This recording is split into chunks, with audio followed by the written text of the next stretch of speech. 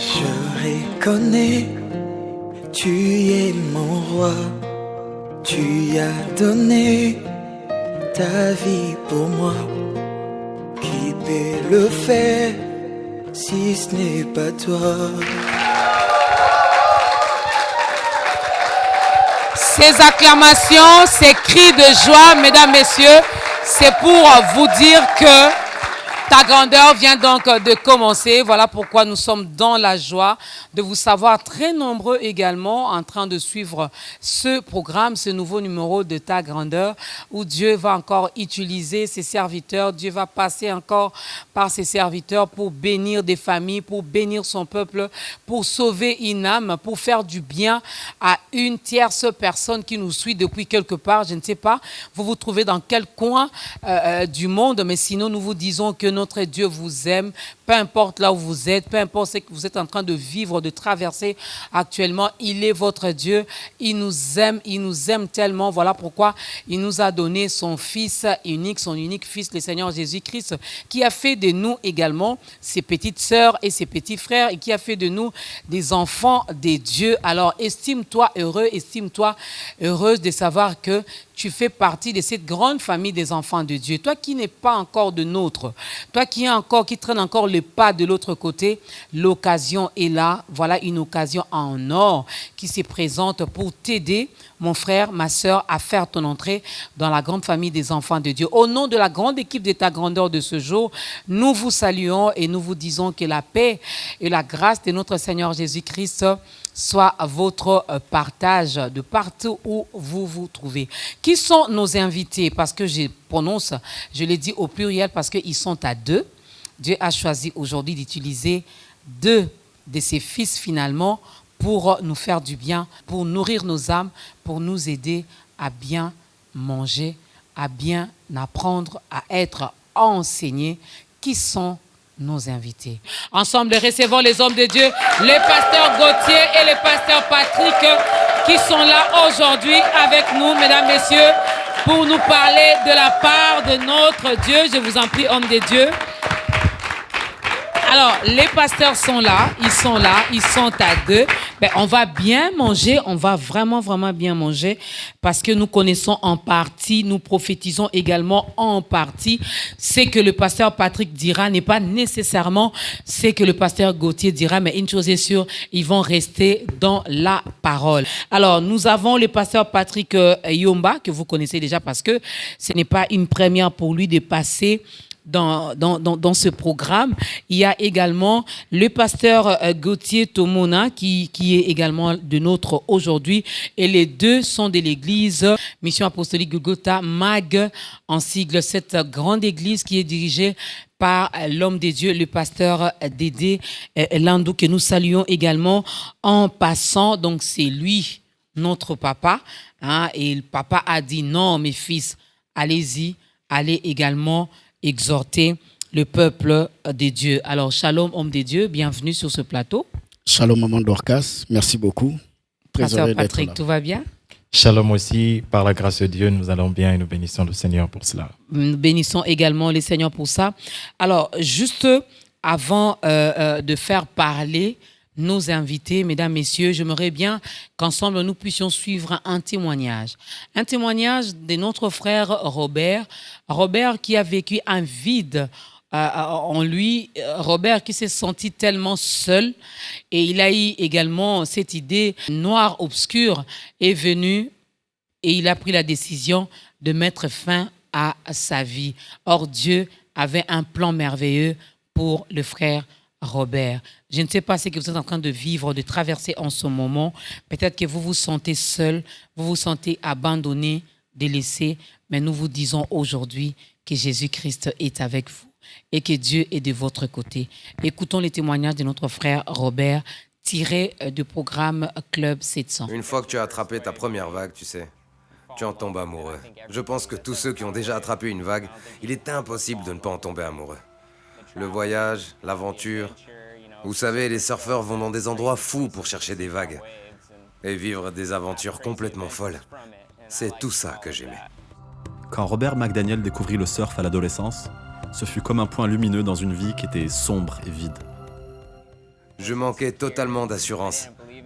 Je ne croyais pas en moi, je ne pensais pas que j'avais de la valeur. À quoi peut bien rimer la vie? Sans la foi en Dieu, je ne trouvais pas de réponse à cette question. Je ne pouvais pas répondre « Quel est mon but dans la vie ?»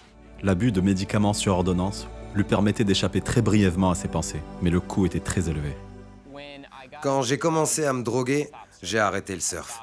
J'ai arrêté tous les sports nautiques et j'ai arrêté la planche à roulettes, tous ces sports extrêmes que j'aimais. J'allais de médecin en médecin pour obtenir des ordonnances. Certains jours, je finissais par prendre 60 pilules en une seule journée. Et malgré cela, je n'ai pas fini à l'hôpital. Ensuite, je suis passé à d'autres drogues, la cocaïne et des drogues de rue. Chaque jour, j'avais des pensées suicidaires. Je n'avais pas d'amis parce que j'avais chassé la plupart d'entre eux. Les pensées suicidaires de Robert finirent par se transformer en tentative de suicide. Je ne voulais juste plus prendre part à la vie. Je suis allé chez ma mère. Je savais que mon père avait des armes dans son placard. Ma mère était là et elle savait qu'il se passait quelque chose. J'avais fermé la porte de leur chambre après mon arrivée. Alors elle a immédiatement appelé la police. Je suis allé dans le placard de mon père, j'ai saisi une de ses armes et commencé à chercher les munitions correspondantes. J'ai trouvé une boîte de cartouches. Mais quasi au même moment, 3 ou 4 policiers ont foncé la porte du placard. J'avais déjà l'arme sur la tempe, et l'un d'eux m'a tiré une balle en caoutchouc sur la main et m'a arraché l'arme. J'ai ensuite été placé dans un établissement correctionnel comportemental pendant 2 semaines. Au fur et à mesure que la drogue sortait de mon organisme, j'ai pu commencer à réaliser que ce n'était pas la vie que je voulais. Toutefois, je ne savais toujours pas quelle vie je voulais. Peu après, Robert prit un café avec un vieil ami qui était chrétien. Je me souviens lui avoir dit que je ne pensais pas pouvoir changer et que je ne pensais pas pouvoir arrêter de faire ce que je faisais. Et il m'a mis au défi. Il m'a dit que je devais donner à Dieu la permission de travailler dans ma vie. Il a dit « Tu as passé une grande partie de ta vie à fuir. Et ce que j'aimerais que tu fasses, c'est d'écrire sur un bout de papier un contrat avec Dieu, en lui disant simplement « Dieu, je te donne la permission de travailler dans ma vie, de changer ma vie. » C'est ce que j'ai fait. Et j'ai écrit « Dieu, fais-le quoi qu'il en coûte. » Voulant désespérément entendre Dieu lui parler, il ouvrit une Bible en Ésaïe et se mit à lire, tandis qu'il rentrait chez lui. J'étais en larmes parce que je voulais tellement que Dieu intervienne dans ma vie. Alors je fermais la porte. J'étais juste au verset qui dit de fermer la porte derrière vous. Je savais que la Bible est un livre volumineux. Et de tout ce que j'aurais pu lire, j'étais tombé sur « Ferme la porte derrière toi, et la colère du Seigneur passera au-dessus de toi. » Je me suis effondré en larmes, parce que je pensais à toutes les mauvaises choses que j'avais faites dans ma vie et tout ce que j'avais volé. Aux mensonges aussi, qui avaient fait partie de ma vie quotidienne, parce que je ne voulais pas dire aux gens que j'étais un toxicomane et que j'avais des problèmes. J'étais devenu une sorte de menteur compulsif. Mais là, dans mon appartement, je me suis effondré au sol et j'ai pleuré. J'avais l'impression que Dieu m'avait rencontré. Et je me souviens avoir pensé que ce livre est réel. Quand je le disais, je me disais, ce livre m'explique comment vivre. Il me dit la clé de la vie. Et cela me semblait si réel. Ça a changé la trajectoire de ma vie. J'étais sur une voie sans issue et je n'allais nulle part. Mais là, ce gars me parle de Dieu. Et Dieu a changé ma vie. Alors, penser à ce moment va toujours me rendre émotif. J'ai trouvé la liberté, j'ai trouvé l'espoir. Ma vie a été renouvelée. Tout à coup, j'avais un but.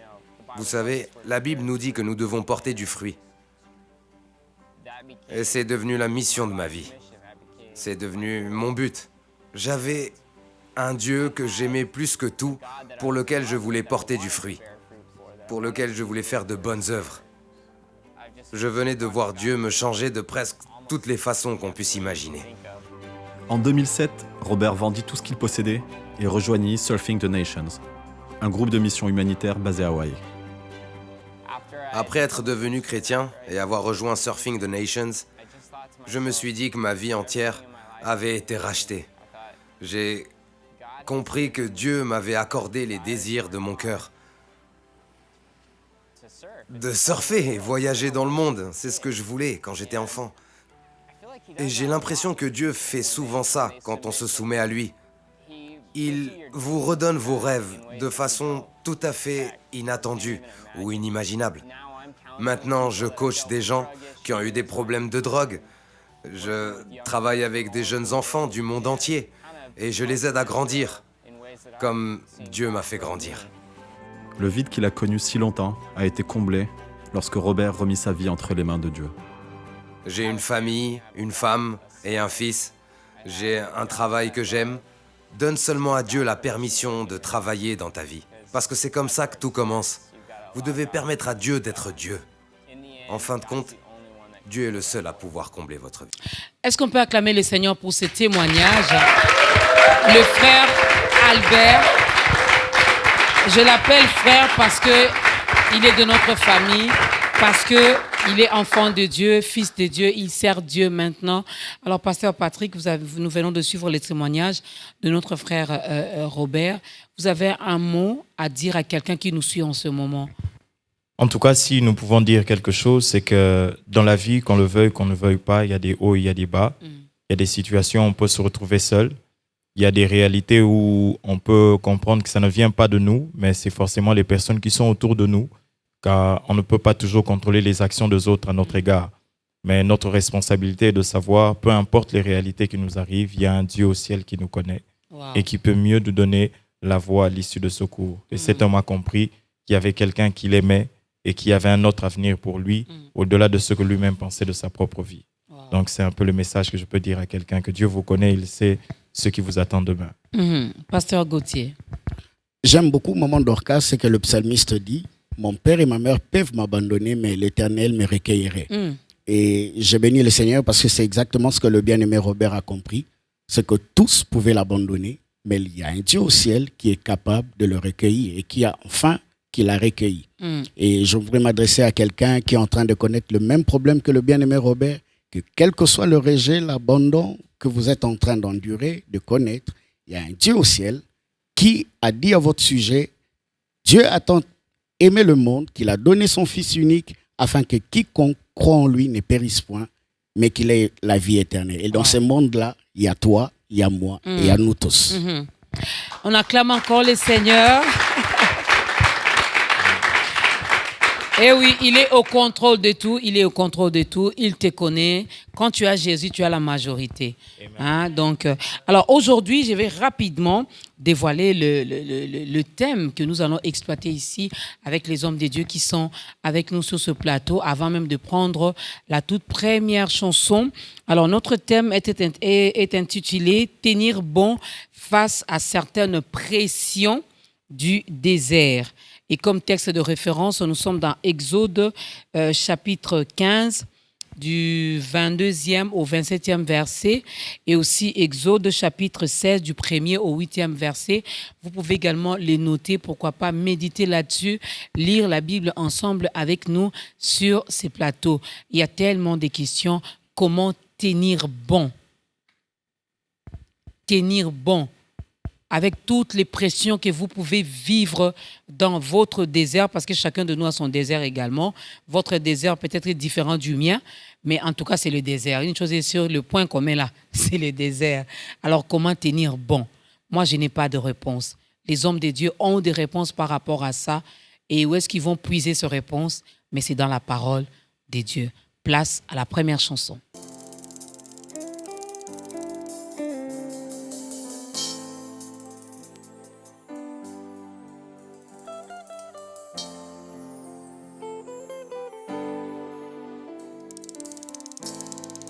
Kufana pembeni nayo yangonde makasi nanga nayo kaka mongongo nayo yangonde sengo yawe kufana pembeni nayo yangonde makasi nanga nayo kaka mongongo nayo yangonde sengo kufanda pembeni Kufanda pembeni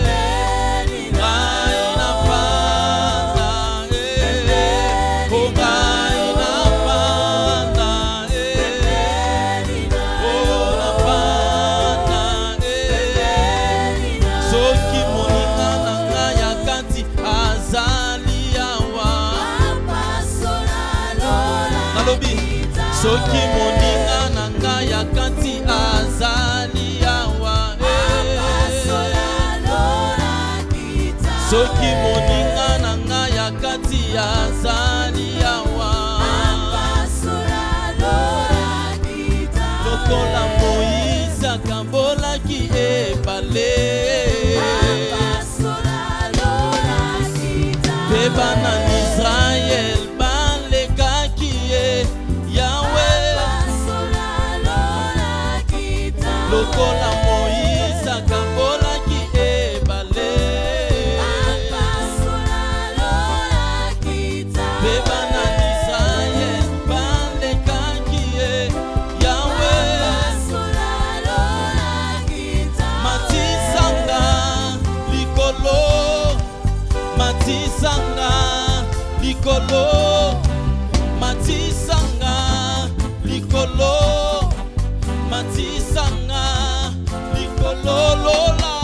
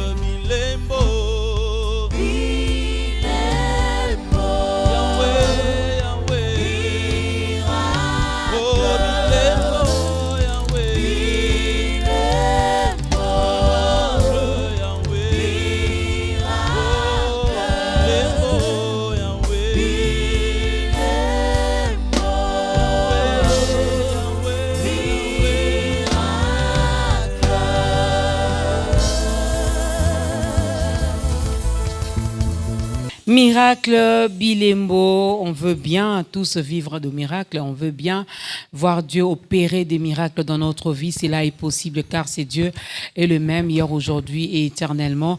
Alors aujourd'hui nous voulons bien parler du désert, nous voulons bien écouter ce que Dieu nous dit, comment tenir bon également face à toutes ces pressions que nous pouvons vivre dans les déserts. Et même si les déserts nous renvoient à une terre hostile, à une terre stérile, il est pourtant les lieux où Dieu parle au cœur de l'homme.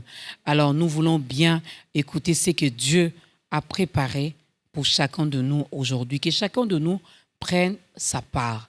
Alors ne sois pas distraite, ne sois pas distrait, ce peut être ton jour aujourd'hui. Pasteur Patrick Yumba et le pasteur Gauthier Tomona de l'église Mission Apostolique Golgotha, MAG en sigle, ce sont nos deux invités. Alors d'entrée des jeux, comment vous expliquez le désert? C'est quoi le désert? Oui, maman Dorcas, si nous devons parler du désert, nous dirons que le désert, premièrement, de manière géographique, c'est un lieu inhabité, un lieu qui n'est pas propice à une vie, que ce soit animale ou végétale. C'est un lieu où il y a une très basse ou pas forcément une densité de vie humaine.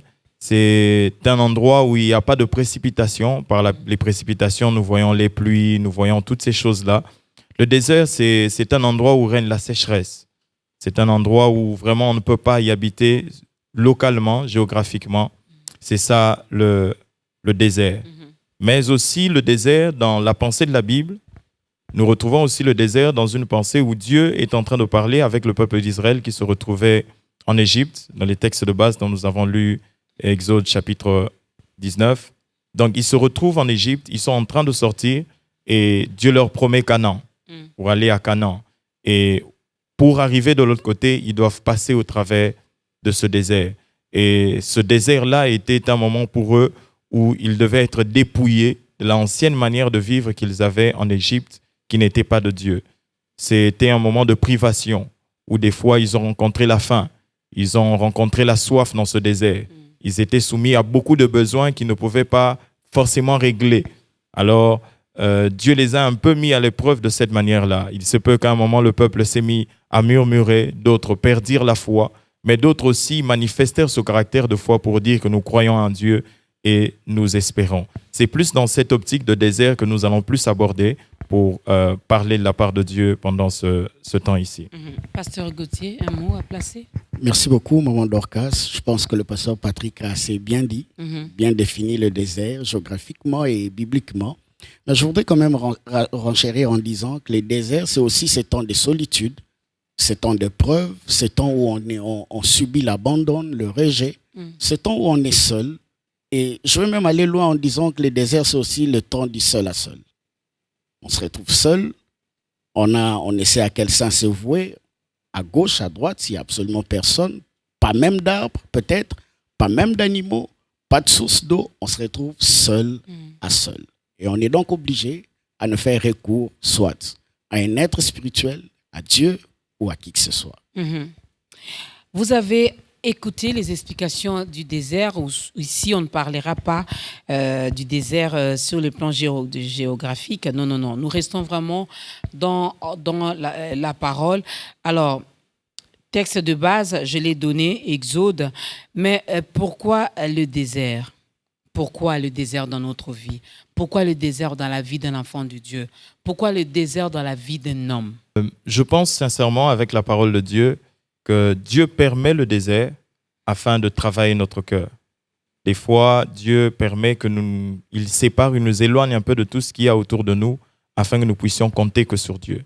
Parce que compter que sur Dieu, c'est déjà ça une épreuve. Le désert, c'est quand on sait qu'il n'y a que seul Dieu qui peut nous donner, il n'y a que seul Dieu qui peut assurer notre avenir, il n'y a que seul Dieu qui peut manifester une grâce. Et je pense que c'est l'épreuve du désert, c'est vraiment la relation avec nous et Dieu, où nous sommes travaillés à compter sur Dieu, à nous appuyer sur Dieu, à placer notre foi en Dieu, à placer notre confiance en Dieu et même notre espérance en Dieu par rapport aux jours à venir, aux jours qui sont en train de venir. C'est là où Dieu est en train de nous travailler. Il est en train de nous former afin que nous lui ressemblions pendant ce temps de désert, malheureusement, qui des fois ne nous plaît pas, mais dont Dieu tire sa gloire et manifeste le meilleur de nous-mêmes, des fois que nous ne connaissions pas. Devrions-nous nécessairement passer par là, pasteur Gauthier, en tant qu'enfant de Dieu? Je dirais oui, maman Dorcas, parce que le désert est vraiment une assez bonne chose. Pourquoi? Parce que lorsque vous lisez avec moi Exode 13, pratiquement vers 17, le 17e verset, vous allez vous rendre compte d'une chose, c'est que les enfants d'Israël, à leur sortie de l'Égypte, en passant par la mer Rouge, il y avait sûrement la possibilité d'atteindre directement Canaan. La terre promise, oui. La terre promise, mais Dieu leur soumet au désert. Et je me pose la question, ou devrions-nous nous poser la question de savoir pourquoi? Sûrement, c'est parce que le désert, à première vue, ce n'est pas une bonne chose, mais cependant, c'est une bonne chose. Et pourquoi? Parce que je dirais, pour ajouter à ce que le pasteur Patrick a assez bien dit, le désert est une bonne chose. Pourquoi? Parce que ça nous fait découvrir trois choses. Le désert, Dieu permet le désert dans nos vies parce qu'il ne veut pas nous perdre. Dieu permet que nous passions par le désert. Lorsque vous lisez ces textes que nous venons d'évoquer dans Exode 13, 17, vous allez vous rendre compte que pour atteindre la terre promise, il y avait la possibilité de partir par le pays de Philistins. Mais la Bible précise en disant que Dieu savait, de manière à ce que le peuple ne puisse pas se repentir, alors il ne permet point qu'il passât par le pays de Philistins. Et Dieu le soumet donc au désert. Alors la deuxième raison, c'est que le désert est une bonne chose parce que le désert, c'est un temps d'aiguisement. Le désert, c'est un temps où le Seigneur travaille notre caractère. Il permet le désert pour travailler notre caractère, c'est-à-dire pour ressortir le meilleur de ce qu'on est et le meilleur de ce qu'on a. Alors, il faudrait donc accepter le désert. Mais la troisième des choses, c'est parce qu'il y a aussi une parole qui a été dite ou libérée par Moïse. Il promet aux enfants d'Israël, à leur sortie de l'Égypte, que ces Égyptiens que vous voyez, vous ne le verrez plus jamais.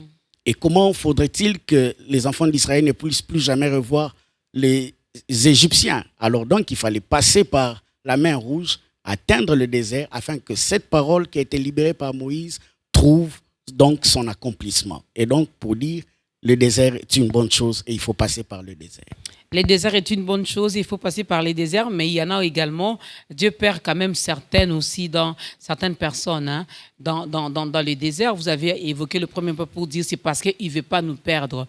Mais nous voyons également certains enfants de Dieu, lorsqu'ils doivent traverser les déserts, lorsqu'ils commencent même à vivre dans les déserts, la plupart ne supportent pas.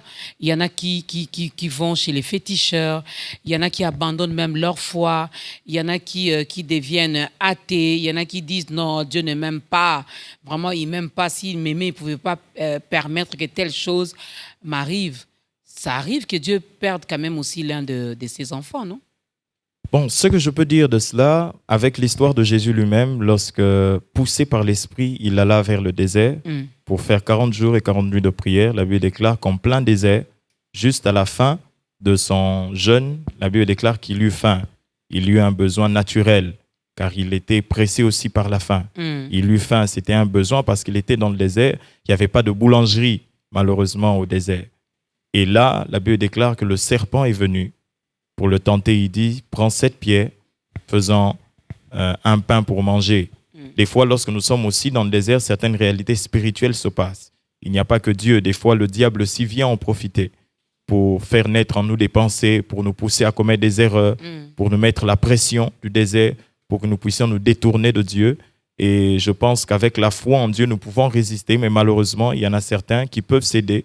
Mais avec l'amour de Dieu, avec la parole de Dieu, ils peuvent toujours se recadrer et avoir confiance en Dieu. Alors, puisqu'il y a mot pression également dans notre thème, je voulais bien connaître quelles sont ces pressions que nous pouvons rencontrer également tout au long de notre chemin dans les déserts.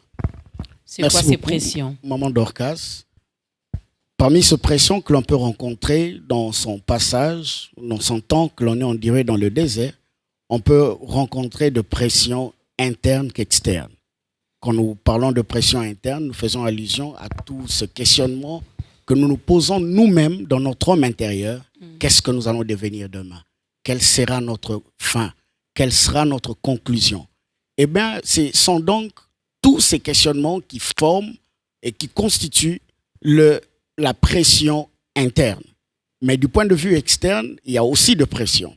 J'aime beaucoup ce que Job 2 au verset 9e dit. Ici, c'est la femme de Job qui pousse son mari Job à commettre ce qu'il ne fallait pas. Il lui propose donc ce qu'il ne fallait pas alors que Job passait par une pression externe. Il dit, maudit Dieu et meurt. Parce que la femme était en train de voir comment est-ce que son mari, on dirait, de pression, subissait de pression de part et d'autre. Alors il lui propose une voie qui n'était pas sûrement une voie que le Seigneur voulait de Job. Il lui dit, maudit Dieu et meurt. Pourquoi? Parce qu'il y a aussi de pression interne et externe. Je peux aussi renchérir en disant que dans la pression externe, il y a aussi ce que les autres disent de vous.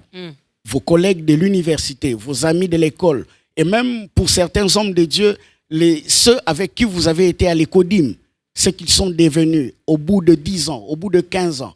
Lorsque vous vous rencontrez en chemin, ils se disent, mais attends, il y a de voies, il y a de chemins qu'il faut peut-être emprunter, mais cependant, ce ne sont peut-être pas de voies auxquelles le Seigneur nous attend. Voilà donc, il y a de pression interne, si je peux me dire quelque chose en 30 secondes, il y a donc de pression interne et de pression externe que souvent l'on fait face pendant son désert. Pasteur Patrick. Oui, justement, comme l'a dit le pasteur Gauthier, l'a si bien dit le pasteur Gauthier, des fois nous-mêmes, nous sommes les sources de nos pressions. Des fois, nous-mêmes, nous nous fixons certains objectifs, nous disons, nous visons Canaan, mais malheureusement, nous sommes encore dans le désert.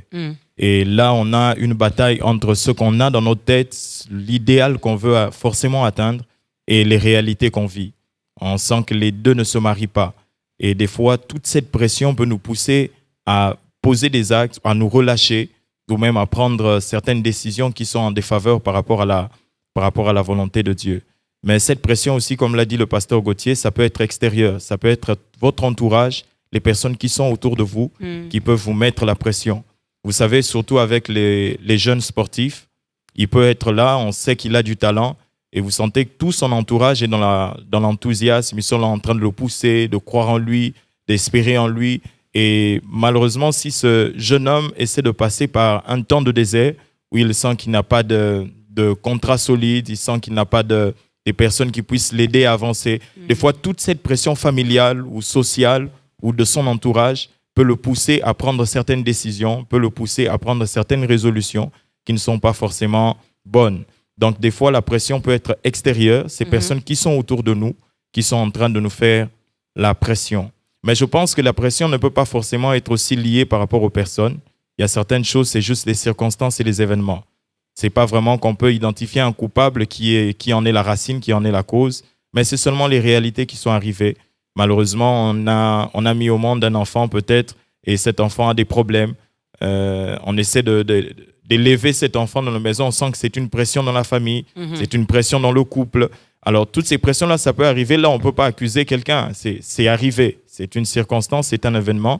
Et toutes ces pressions-là, nous devons savoir les gérer pour tenir bon durant ce temps de désert, pour que Dieu nous donne la force de les vaincre et de les surpasser. Alors, avant de parler même de comment tenir, j'aimerais bien poser cette question. Je suis dans Deutéronome, chapitre 8.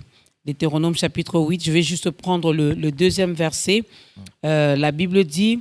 Souviens-toi de tous les chemins que l'Éternel, ton Dieu, t'a fait faire pendant ces 40 années dans le désert, afin de t'humilier et de t'éprouver pour savoir quelles étaient les dispositions de ton cœur, si tu garderas ou non ces commandements.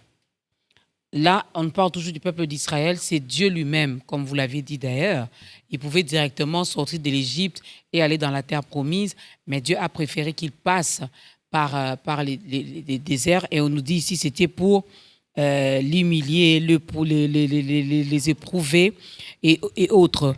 Alors, dans notre vie, nous, en tant que quelqu'un dira, je ne suis pas peuple d'Israël, je ne suis pas juif, mais nous, actuellement, l'Église du Christ, quand je parle de l'Église, je me vois moi, je vois vous.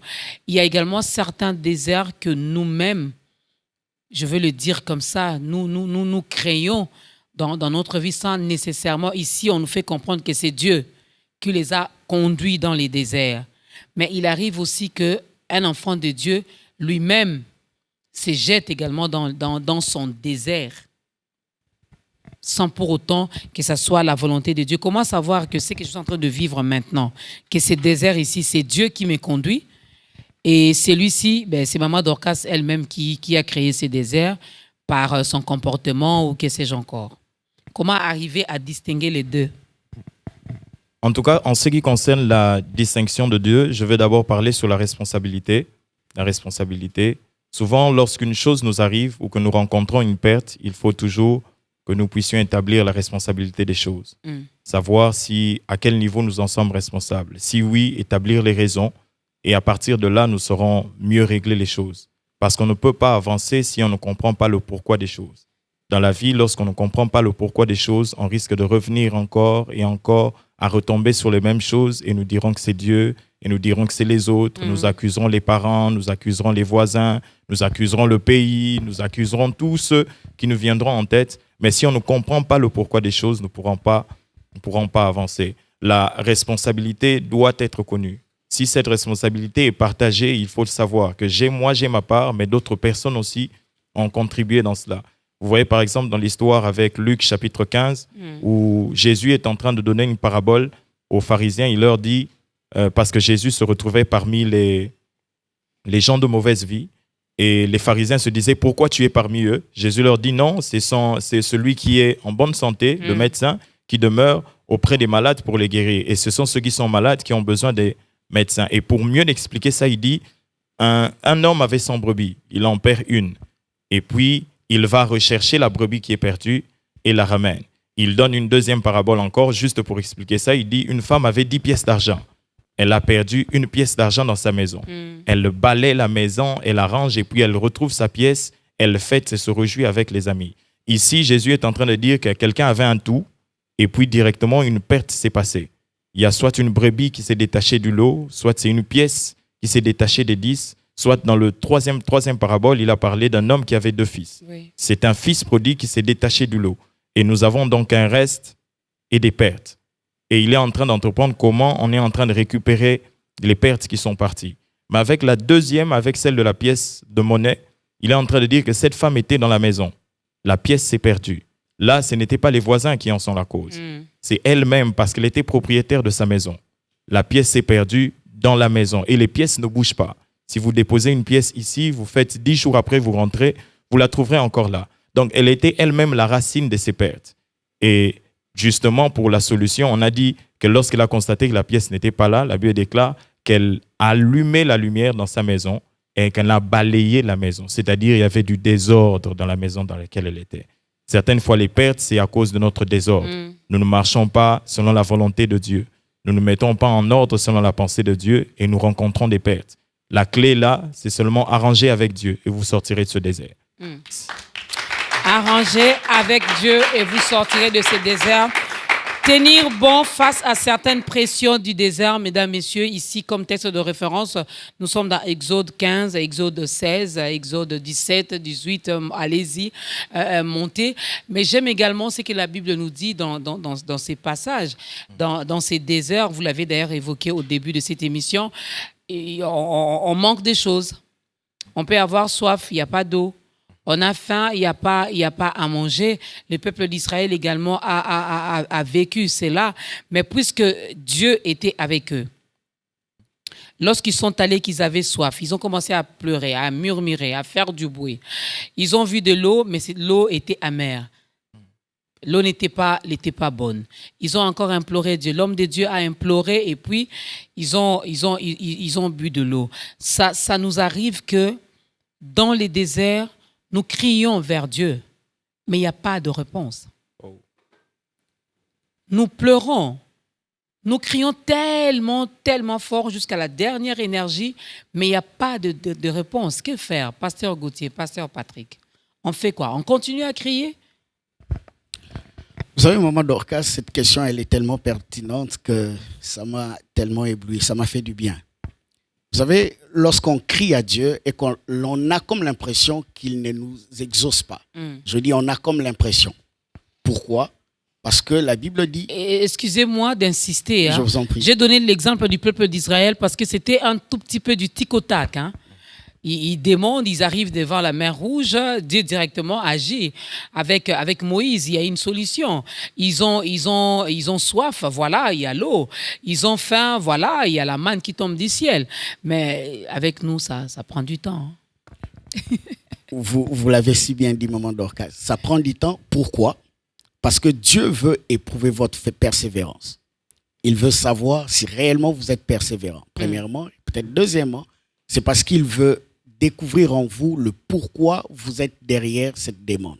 Est-ce que vous êtes à ses côtés parce que vous aimez sa main ou vous êtes à ses côtés parce que vous aimez sa face? Il est une chose que de vouloir la main de Dieu, maman Dorcas, parce qu'à ce niveau, lorsqu'on est dans le désert, tout ce qu'on a comme besoin, c'est de l'eau. Là, c'est une manière, on sous-entend qu'on a besoin de voir la main de Dieu entrer en action.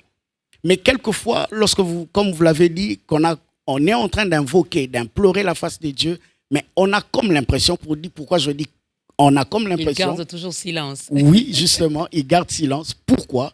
Parce qu'il veut vous éprouver. J'ai beaucoup aimé le texte que vous avez évoqué de Deutéronome 8e. Il dit pour les éprouver. Pourquoi les éprouver? Parce qu'il veut ressortir le meilleur de ce qui était en eux et enlever le tard, les émonder, enlever les épines. J'aime beaucoup, c'est que lorsque je vois une fleur rose, maman Dorcas, ça j'aime. Aussi vrai que nous voyons une rose, mais n'oublions pas qu'il y a toujours une épine. Mais lorsqu'il arrive, la fleur rose arrive dans un magasin où elle doit être vendue, on ne la vend jamais avec une épine. Pourquoi? Parce qu'on prend toujours le temps, le fleuriste prend toujours le temps de travailler sur la fleur rose afin d'ôter les épines. C'est exactement ce que le Seigneur fait avec nous dans le désert. Vous criez à lui parce que vous avez besoin de l'eau. Mais vous avez comme l'impression qu'il tarde à exaucer. Parce qu'il veut ôter ses épines en vous. Il veut ressortir le meilleur de ce que vous avez. Mais aussi, je disais, on a comme l'impression, pourquoi? Parce que lorsque vous tournez simplement votre regard à gauche ou à droite, vous allez remarquer qu'il y a un bois qu'il ordonnera à Moïse de prendre ce bois et de le jeter dans la mer, dans l'eau, et l'eau redeviendra bonne et vous pouvez la boire. Est-ce mal, Pasteur Gauthier, avant de passer la parole au pasteur Patrick et de prendre la deuxième chanson, est-ce mal d'aimer la main de Dieu? Ce n'est pas mal, parce qu'en réalité, nous n'avons personne d'autre à qui crier, Oui, si ce n'est à Dieu. Amen. Il faut aimer la main de Dieu, mais pas seulement sa main, il faut aimer aussi la face de Dieu.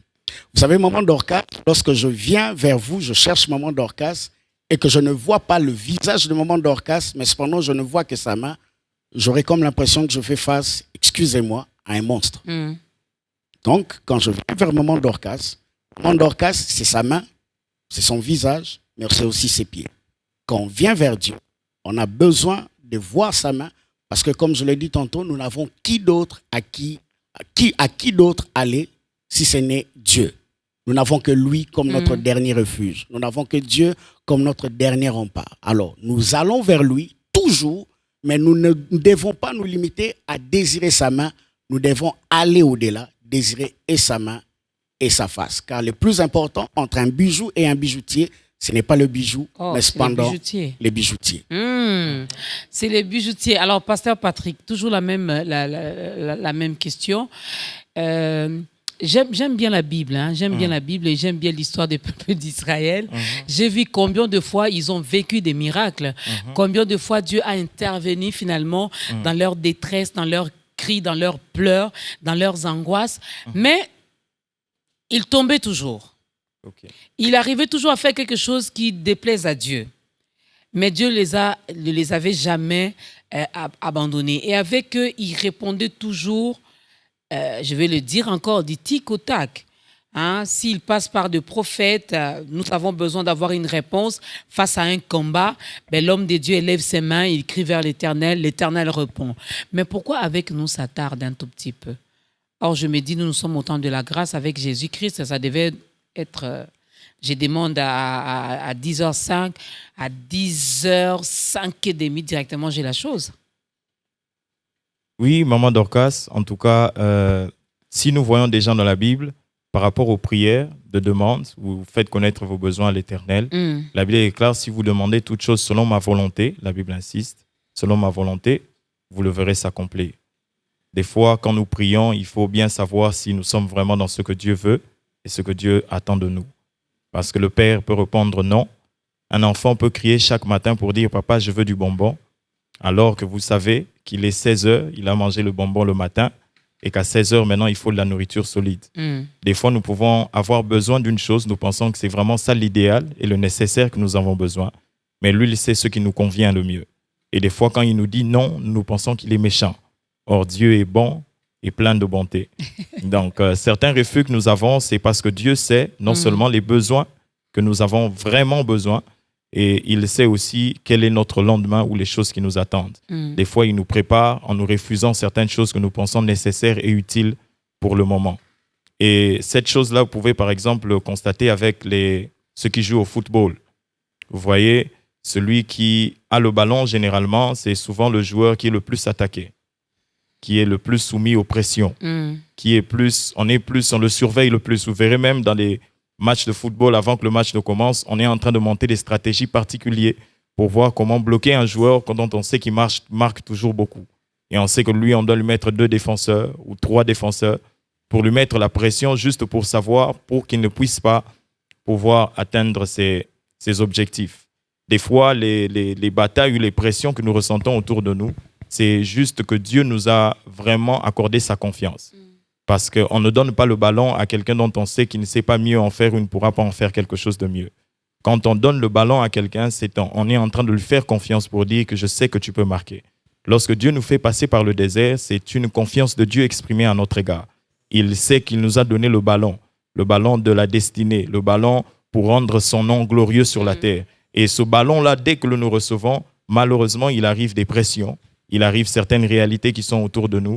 Et des fois, ces pressions veulent nous dire « tu n'as qu'à lâcher le ballon ». Il y a un sport assez bizarre qu'on appelle rugby. Là, c'est si tu as le ballon, on te poursuit, maman. Moi, avec ce physique ici, en tout cas, je sais que moi, je ne peux pas jouer. Je ne peux pas faire ce sport-là parce que je ne tiendrai que 2 minutes. Je tiendrai que 2 minutes. Okay. Et pourtant, lorsque vous avez le ballon et que vous décidez de jeter le ballon, on vous laisse carrément, on poursuit le ballon. C'est comme si ce n'est pas vraiment vous C'est ce que vous détenez entre vos mains. C'est ce que Dieu vous a donné. Et le désert, c'est cela. Lorsque nous avons la grâce de Dieu, la parole de Dieu, même la pensée de Dieu dans nos vies, nous subirons ces pressions-là. Et le but de ces pressions, c'est vraiment que nous lâchions seulement le ballon. Et dès que nous le lâchons, vous sentirez que les pressions commenceront à se relâcher ou vous sentirez un ouf de soulagement. Alors que ce n'est pas le ouf vraiment de soulagement. Vous avez vraiment raté le but. Alors, estimez-vous heureux d'avoir le ballon. Donc, dites-vous, je traverse, je vis dans les déserts, mais c'est parce que j'ai une destinée glorieuse. De l'autre côté, il y a Canaan qui m'attend. Amen. De l'autre côté, il y a la terre promise qui m'attend. Donc, quoi de mieux que de rester patient. Nous allons en revenir, mesdames, messieurs, sur tenir bon face à certaines pressions du désert après cette deuxième chanson.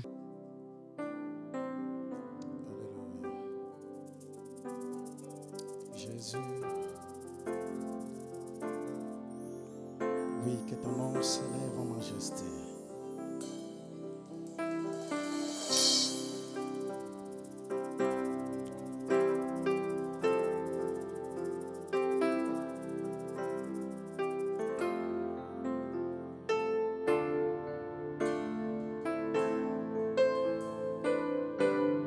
Dieu de gloire, je t'adore. Ton nom s'élève en majesté de mes lèvres. Je célèbre ta puissance, ton règne, ton autorité.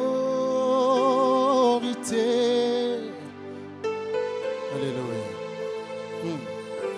Unity, l'agneau de Dieu. Laisse que ton nom soit loué, Jésus. Est-ce qu'on peut chanter avec mon Dieu de gloire? Oui, je t'adore, Seigneur.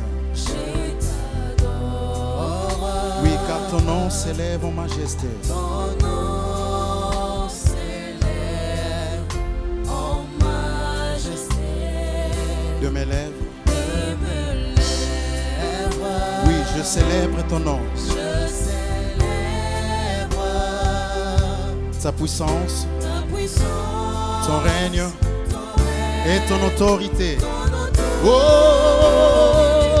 unity, unity.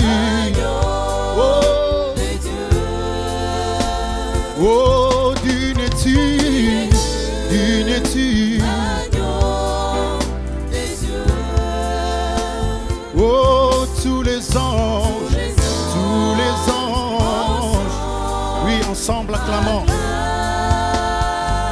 la puissance de ton nom. La puissance de ton sang. Oh,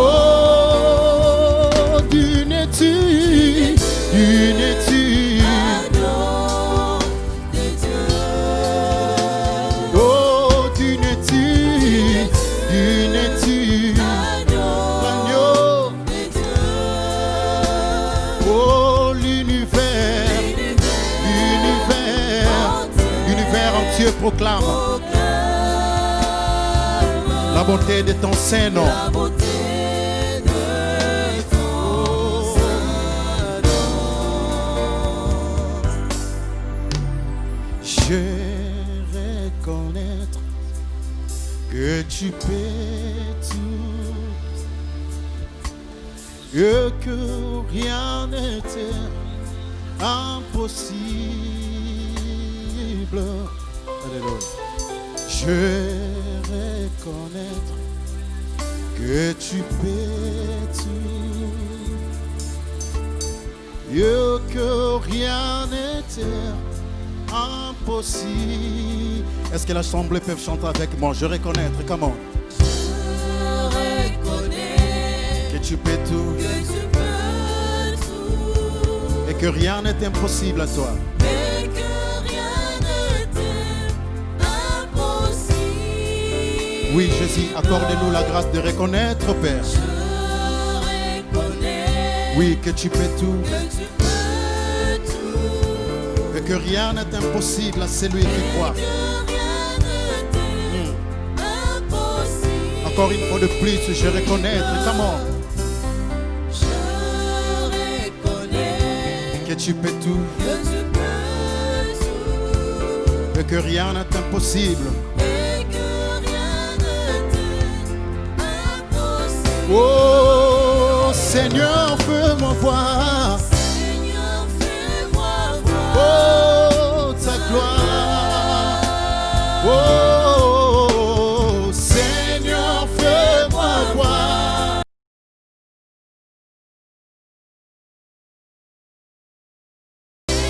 Seigneur, fais-moi voir ta gloire.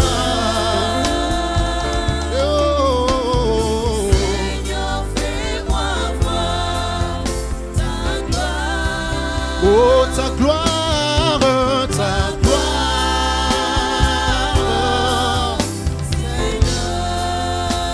Oh, Seigneur, fais-moi voir ta gloire. Oh, ta gloire, Seigneur. Oh, Seigneur, fais-moi voir.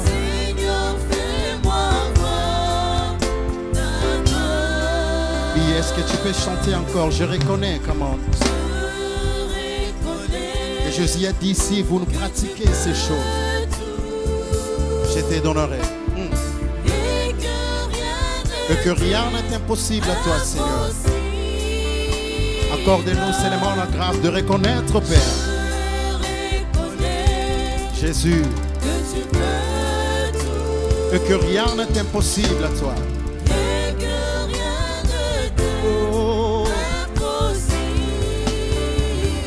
Je reconnais que tu peux tout, et que rien n'est impossible à toi. Rien n'est impossible.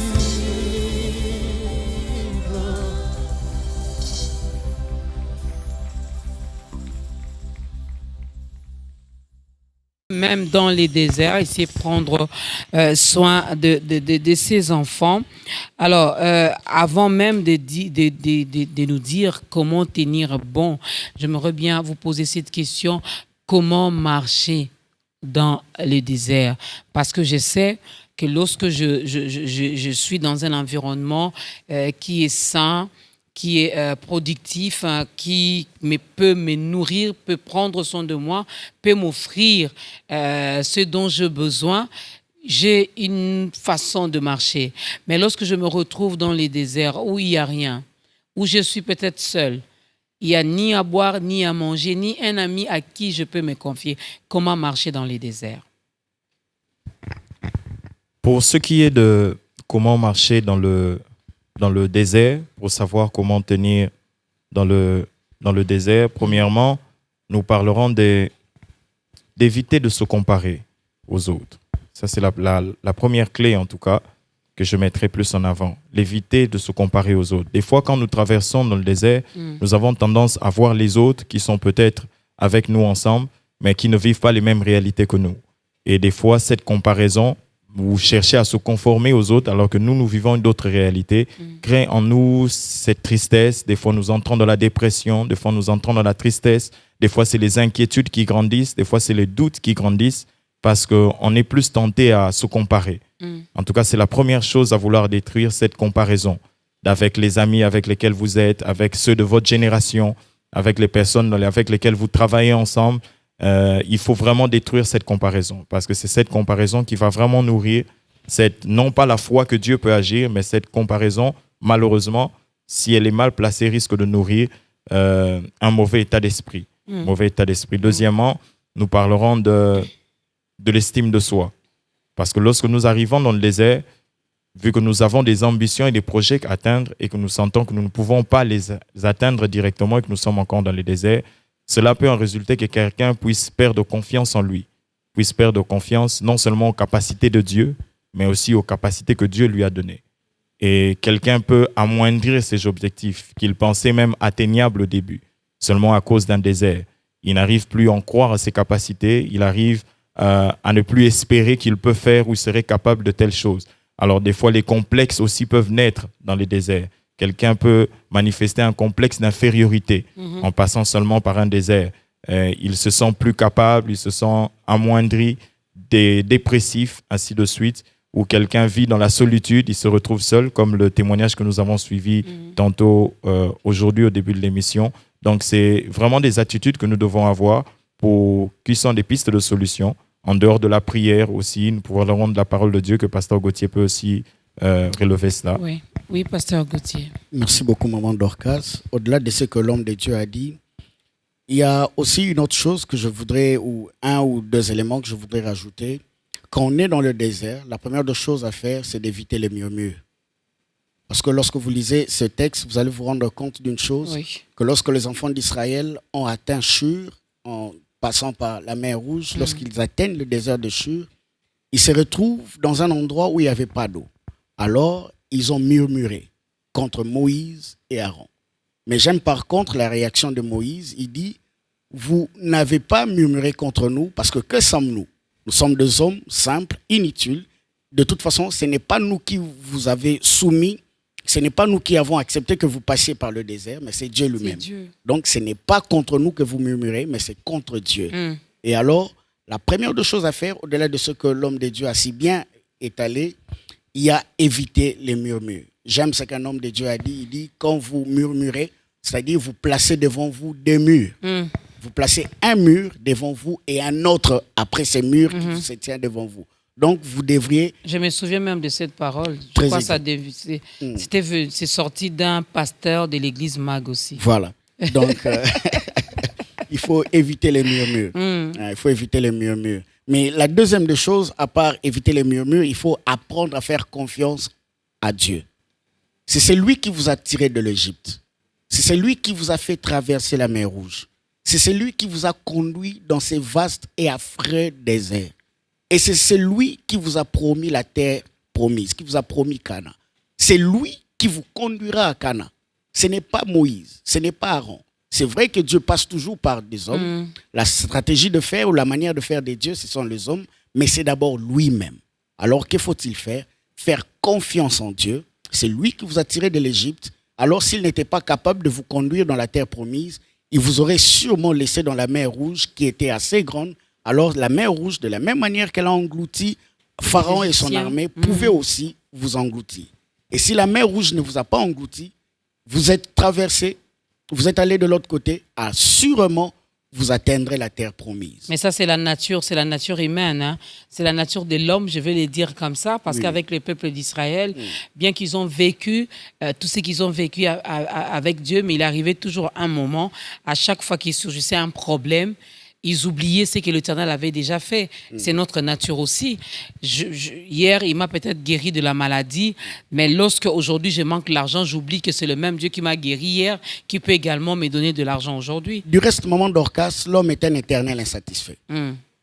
L'homme et tel ça, qu'il Dieu est le fait, sait. Dieu le sait. Et il approuve. Passez-moi l'expression. L'homme tel qu'il a été créé est toujours insatisfait.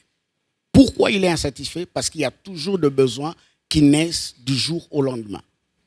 Avant, je n'étais pas marié, aujourd'hui je le suis. Je le suis. Dans très peu de semaines, j'aurai mes 6 petites années de mariage. Je n'avais pas d'enfants, Dieu me les a donnés.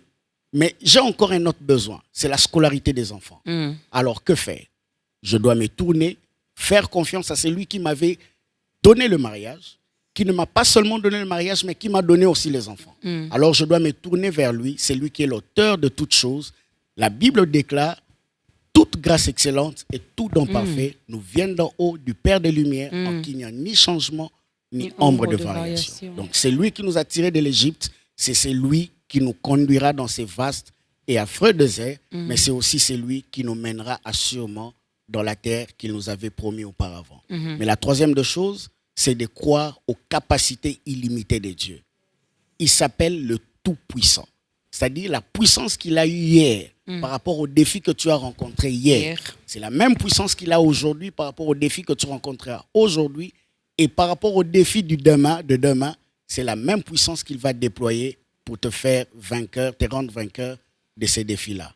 Évitez les murmures, croire en Dieu, faire confiance en Dieu et croire en ses capacités illimitées. Ce sont bel et Mais bien les murmures ont fait quand même qu'il y ait de l'eau. Les murmures ont fait quand même que la manne tombe. Vous savez une chose, maman Dorcas, je passerai le bâton au pasteur Patrick pour éclaircir cela, mais je voudrais quand même dire une chose.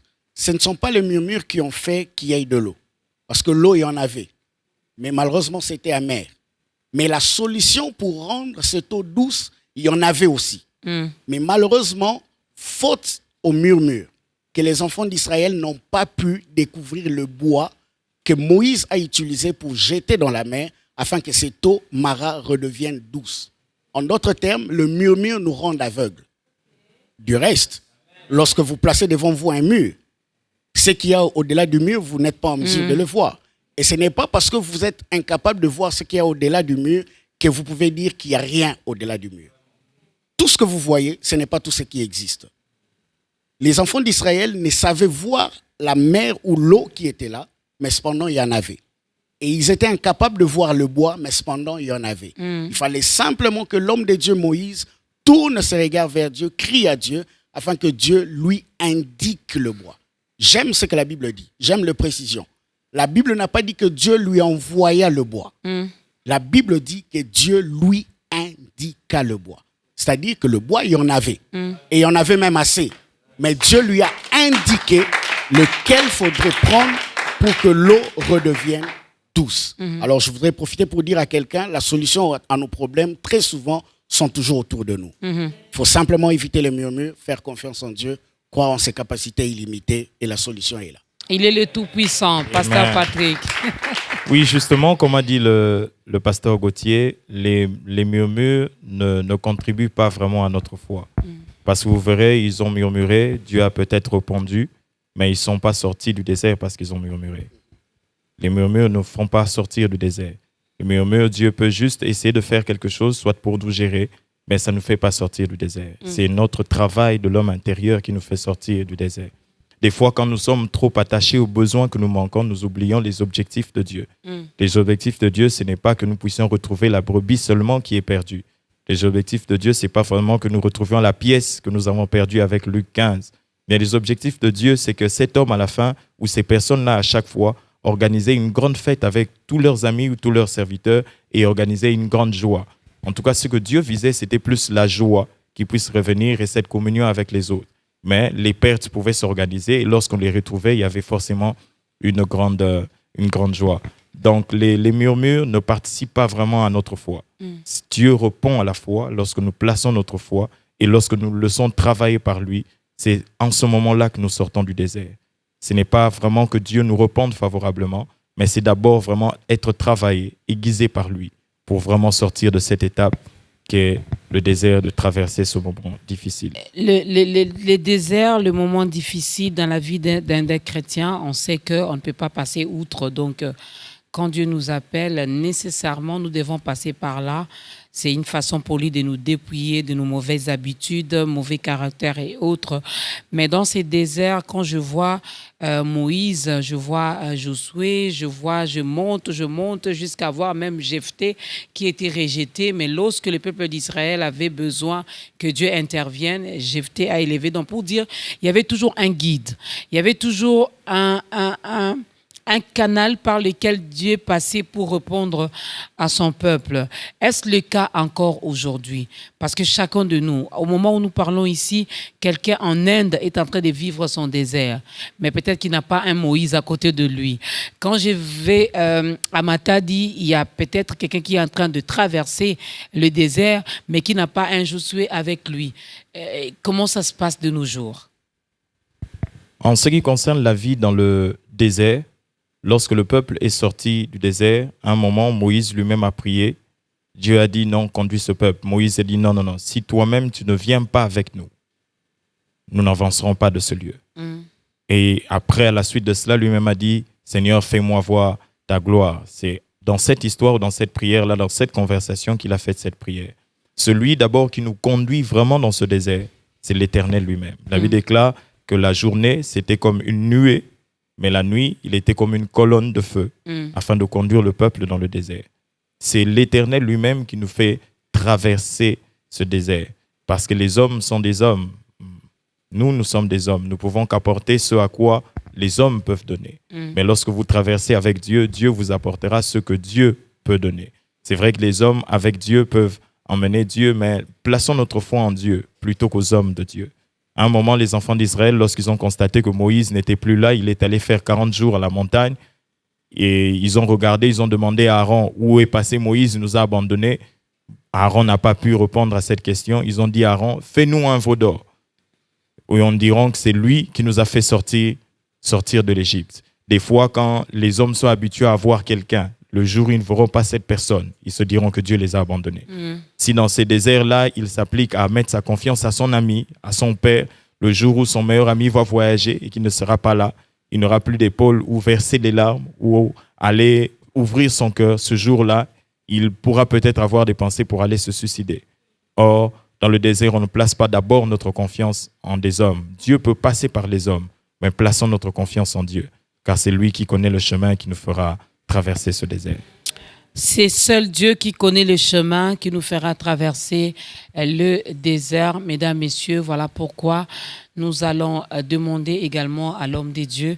Quelqu'un est en train de vivre son désert également parce qu'il est encore dans une vie qui ne plaît pas à Dieu. Alors, c'est Dieu-là a un plan merveilleux pour chacun de nous. Il a un plan merveilleux également pour toi qui a la grâce de suivre ce nouveau numéro de ta grandeur. Nous allons demander à l'homme de Dieu, le pasteur Gauthier, de regarder la caméra qui est en face de lui, de s'adresser directement à cette personne qui nous regarde, qui a compris que être enfant de Dieu, c'est la meilleure des choses. Être fils de Dieu, c'est la meilleure des choses. Donner sa vie à Christ, c'est vraiment une des meilleures des choses. Si vous pouvez aider cette personne à faire son entrée dans la grande famille des enfants de Dieu. Je voudrais m'adresser à cette personne qui veut prendre la décision de devenir enfant de Dieu aujourd'hui. Vous savez, c'est la plus belle des décisions que vous ayez prises dans votre vie. C'est la plus grande chose qui vous soit arrivée. C'est le plus grand bonheur que de connaître l'homme qu'on appelle Jésus. J'aime beaucoup dans l'histoire de fils prodigue, c'est lui qui a demandé au Père, c'est bien. Il est allé, il en a dissipé et il s'est conduit lui-même dans son désert par rapport à sa conduite. Mais j'aime beaucoup, il a pris conscience de son état et il prit donc la décision de revenir vers son Père. Je voudrais donc vous dire en ces jours qu'il est une chose et une bonne chose de prendre la décision de revenir à la maison de votre Père. Alors, je voudrais vous aider à faire cette prière afin que vous deveniez comme nous, membres de la famille de Jésus-Christ. Ceux pour qui il est mort, ceux pour qui il a versé de son sang pour notre salut, pour notre bonheur. Seigneur Jésus, je te présente ces bien-aimés qui aujourd'hui prennent la décision de devenir enfants de Dieu. Ils veulent devenir héritiers de Dieu et co-héritiers du Christ. Je te le présente. Agrée-le, accepte-le. Qu'en daté de ce jour, ils deviennent membres de la famille du Christ. Qu'ils deviennent citoyens du royaume de Dieu. Aussi vrai qu'ils soient pèlerins sur la terre, mais qu'au jour de l'enlèvement, que moi, que eux, et qu'ensemble tous, nous puissions nous retrouver dans le sein de notre Père. Accepte-le, sanctifie-le par ta parole, car elle est la vérité. Pardonne leurs péchés et donne à ces bien-aimés de mener une nouveauté de vie avec Christ. Merci de le faire. Nous te bénissons. Avec action de grâce, nous te rendons tout l'honneur et toute la gloire, car tu l'as fait. Au nom de Jésus, nous avons prié. Amen.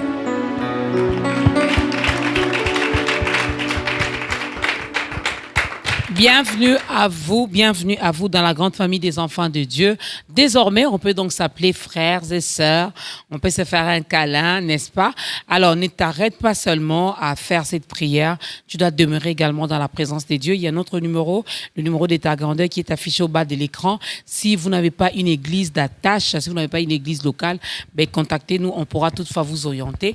Pourquoi pas vers la mission apostolique Golgotha, MAG, n'est-ce pas? Vous pouvez également aller là-bas, vous allez bien manger. Hein? À MAG, on mange bien, on mange bio. Donc, contactez-nous. Si vous êtes en dehors de la République démocratique du Congo, nous avons reçu les hommes de Dieu venant un peu de partout. On pourra toutefois vous orienter car vous êtes sauvés pour sauver également les autres. Aujourd'hui, c'est le pasteur Gauthier qui vous a aidé à faire votre entrée. Demain, il y a également une âme quelque part qui attend que vous aussi, vous puissiez aider cette âme à venir également dans la grande famille des enfants de Dieu. Le désert, c'est pas facile. Les déserts, c'est pas facile. Nous avons vu également des gens, je me bien ici mettre une parenthèse, parler un peu de matériel pour dire, on a vu des gens à qui les parents avaient vraiment bien préparé les choses, bien tracé les choses. Ils n'ont pas vécu la pauvreté. Ils n'ont pas vécu de moments de souffrance, de difficultés énormes. Non. Il est né dans la bourgeoisie, dans une famille de nantis. Il grandit comme ça. À son tour, il se marie avec une fille qui vient également de la bourgeoisie. Et ça va comme ça, des pères en fils, de génération en génération. Pasteur Patrick, Pasteur Gauthier, que dire? Et là, c'est seulement la grâce de Dieu. Les uns et puis les autres, c'est vraiment la galère. Le grand-père était vraiment dans une situation pénible. Et son père, et lui aussi, et ça va aussi comme ça de génération en génération. Comment nous pouvons expliquer cela? Tout ça, ça fait partie du désert seulement. Ici, désert gentil, là-bas, désert méchant. Ce que nous pouvons dire avec tout ça, c'est que lorsque nous parlons de désert, nous ne sommes pas que dans l'onglet matériel ou financier ou pauvreté. Le désert peut être à plusieurs niveaux. Quelqu'un peut être très riche, mais être brisé dans le domaine des relations. Ça peut être au niveau psychologique, ça peut être au niveau mental, ça peut être dans le domaine des relations. Le désert n'est pas que financier. Il y a dans certains pays où vous sentez que là-bas, trouver un travail, c'est très facile, il n'y a pas de problème. Là-bas, pour manger, il n'y a pas de problème. Ils ont socialement déjà réglé certains problèmes dans leur pays, problèmes de pauvreté, ainsi de suite. Dans ces nations-là, il y a aussi des chrétiens qui sont là. Et eux aussi, d'une certaine manière, afin de travailler leur homme intérieur, Dieu le fait passer par des déserts. Mais leur désert n'est pas forcément financier. Quelqu'un peut avoir des comptes en banque, mais passer au travers d'un désert. Quelqu'un peut être très connu. S'il organise un concert ou une réunion, il a plus de 10 millions de personnes qui le suivent. Mais passer au travers d'un désert. Quelqu'un peut être aussi pauvre, passer au travers d'un désert. Donc le désert ici, ce n'est pas qu'une approche matérielle. Dieu peut nous priver de l'argent, Dieu peut nous priver de relations, Dieu peut nous priver d'un besoin quelconque, Dieu peut nous priver de quelque chose. De toutes les façons, en l'homme, il y a un vide, quelqu'un a dit, qui a que la forme de Jésus ou de Dieu. Et ce vide-là peut prendre la forme de tout dans la vie d'un homme. Et nous pensons que par rapport à cela, nous ne disons pas qu'il y a des déserts gentils et des déserts méchants. Mais il y a quand même des petits et des grands déserts. En tout cas, le même traumatisme est pour chacun. L'autre dira, quand il verra quelqu'un qui n'a pas vraiment beaucoup de biens matériels, il dira, en tout cas, moi, je voudrais avoir son couple. Parce que moi, mon couple, ça ne tient pas. Mais lui, il a beaucoup d'argent. Et celui qui a peu d'argent ou peu de moyens dira, en tout cas, je voudrais avoir les finances de cet homme. Comme ça, je réglerai tous les dettes que j'ai et les réalités que j'ai. Des fois, on peut s'envier dans le désert parce que nous n'avons pas forcément les mêmes déserts. Mais nous avons les mêmes conséquences et les mêmes réalités. Nous ne sommes pas en paix. Et Dieu, il est le même. Hein? Donc, autant il peut vous faire du bien, il peut également le faire à l'autre. Alors, Pasteur Gauthier, on arrive vraiment à la fin. Avant peut-être d'avoir le dernier mot, on peut avoir le programme de l'église MAG. Est-ce que vous avez un programme? Les cultes, c'est quel jour? Les pasteurs reçoivent quel jour? Merci beaucoup, Maman Dorcas. Déjà, nous sommes en plein 2 semaines de jeûne et prière et que nous avons commencé depuis le lundi 26 et que nous allons clôturer le vendredi 6 novembre. Donc, je voudrais inviter quelqu'un à venir nous rejoindre déjà à partir de ce lundi 2, ensemble avec nous à MAG, Mission Apostolique Golgotha, sur l'Opori 87, référence Rond-Point Kipwanza, dans la commune de Kassavubu. Avec comme orateur, nous avons donc pour ces 2 semaines de jeûne et prière 4 orateurs, dont notre père, notre pasteur, le pasteur Dédé Landou, le pasteur Parfait Mavungu de la Parole du Salut Mimosa. Nous avons Maman Dena Mouana que nous connaissons tous. Et nous avons le pasteur Annie Kondo. Et avec ces 4 orateurs que nous allons acheminer durant ces 2 semaines. Alors nous voudrons les inviter. Mais aussi, chaque vendredi, Maman Dorcas, nous avons un culte spécial, un culte d'intercession appelé Vendredi Ngouya, où nous nous déployons, nous oublions que nous sommes en veste, en cravate, nous plions nos manches parce que nous voulons affaire et finir avec le monde des ténèbres, mettre fin à tout le combat. Je voudrais inviter aussi quelqu'un à notre culte des dimanches. Chaque dimanche, nous avons désormais 2 cultes, de 7h30 à 9h30 et de 10h à 12h. Pas loin, dans la commune de Kasavubu, référence Rond-Point Kipwanza, sur l'avenue Lopori numéro 87. Et les pasteurs reçoivent quel jour? Le pasteur, en réalité, chez nous, ça ne se passe pas qu'il y a un jour fixe. Ah, ok. Mais néanmoins, ils peuvent contacter l'église MAG ou le pasteur au numéro 081 510 et 50. Ils peuvent prendre rendez-vous à tout moment et rencontrer le pasteur en cas de besoin. En cas de besoin, le pasteur, il est disponible. D'ailleurs, c'est son travail. Hein. Quand vous l'appelez, en tout cas, s'il est disponible, c'est lui-même qui décompte son téléphone et c'est lui-même qui vous répond. Oui, pasteur Patrick, quelque chose à ajouter par rapport au programme, par rapport à l'église? Oui, justement, par rapport aux 2 retraites, à la retraite de 2 semaines, donc nous avons dit que c'est cette semaine qui sera notre 2e semaine et nous nous retrouvons déjà à partir de 16h30 jusqu'à 19h30. C'est de lundi à vendredi et nous nous reposons le samedi et puis nous reprenons le dimanche au culte dont on a dit le 1er et au 2e. Et aussi que nous avons des cultes durant cette retraite, nous aurons des cultes sur Facebook Live à partir de 12h, de 12h à 13h. Un merveilleux programme, Midi en prière. Midi en prière. Qui nous fait énormément du bien au corps de Christ et nous bénissons le Seigneur pour cela. Que Dieu en reçoive toute la gloire. Donc de 12h à 13h sur Facebook Live, nous sommes là. Nous sommes déjà en ligne à partir de 11h20 et nous commençons à diffuser jusqu'à 13h.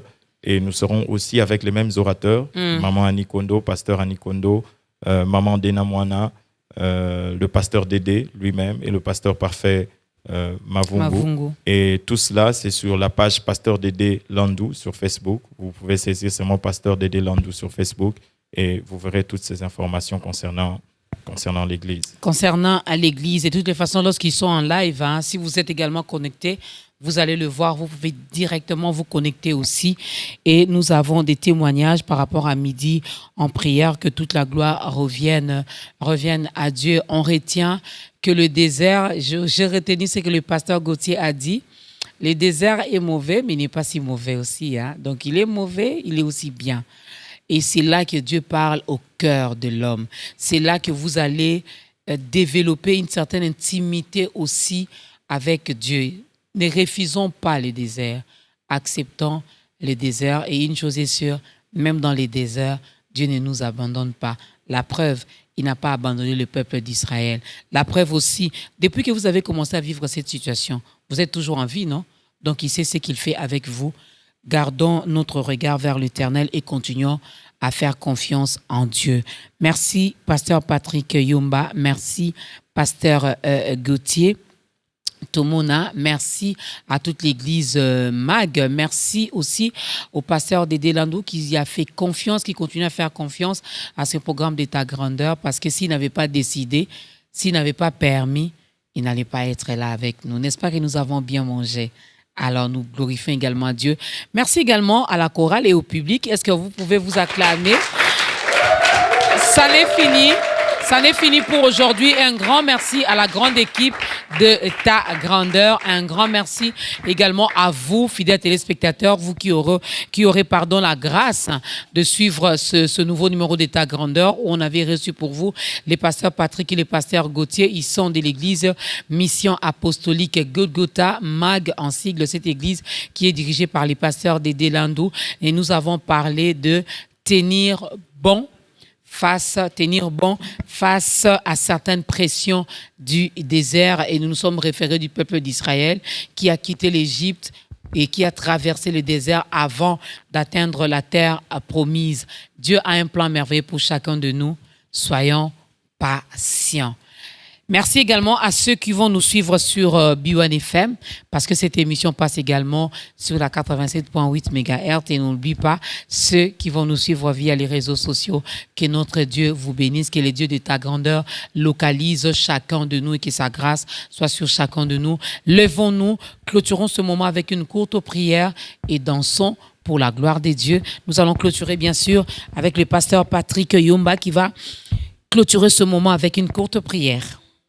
Éternel Dieu, nous te bénissons pour ta grâce. Nous prions que tu te souviennes de quelqu'un qui est en train de passer par des moments pareils, des moments de privation, des moments de désert. Nous prions que tu lui donnes la force par ton esprit, qu'il se relève et qu'il continue la marche. Garde-nous fidèles à toi et pourvois en toutes choses. Au nom de Jésus. Amen.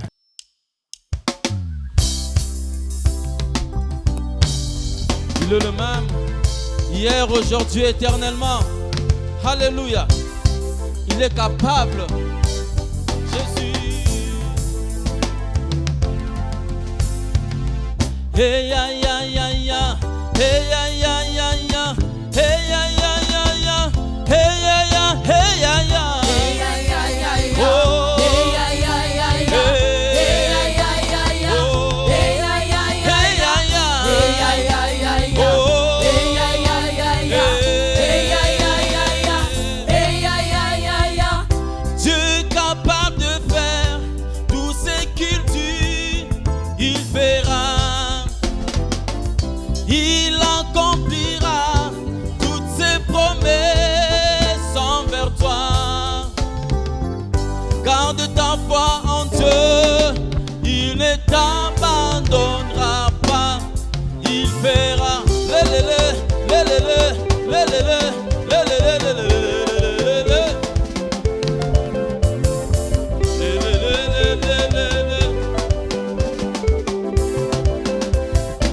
Oh, il est capable de faire tout ce qu'il dit. Il fera. Il accomplira ses promesses envers toi. Oh, garde ta foi en Dieu. Oh, il ne t'abandonnera pas. Il fera. Oh, oh, il fera. Oh, oh, il fera.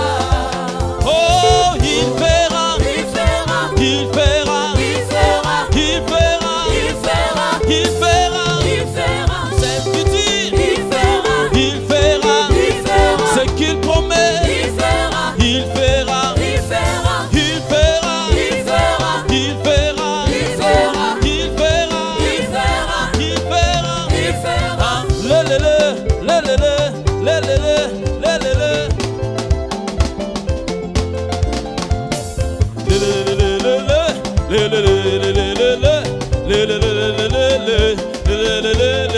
Tout.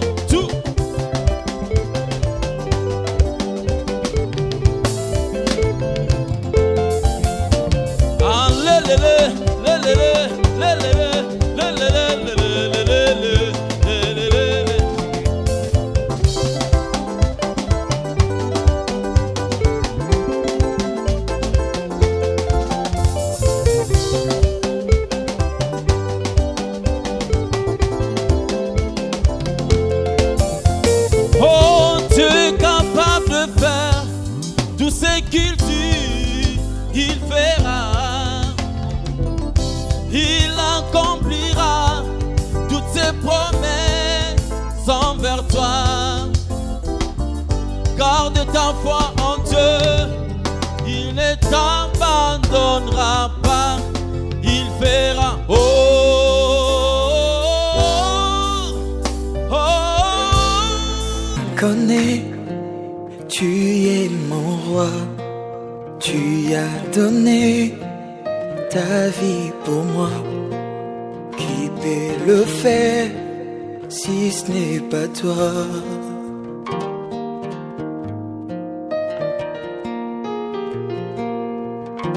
Ma vie passée est effacée, je ne peux plus y retourner. Je vois la sombre nuit passer.